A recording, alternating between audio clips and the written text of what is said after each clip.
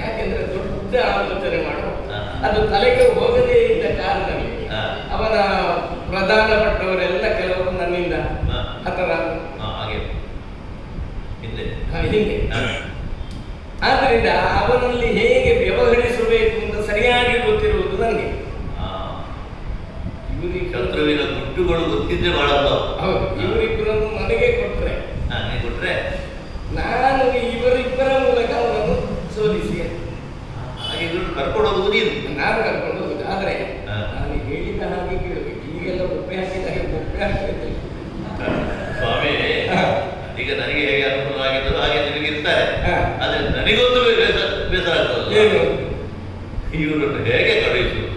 ನನಗೆ ಮಕ್ಕಳು ತನರಿಮ್ಮನು ಜಗಿವ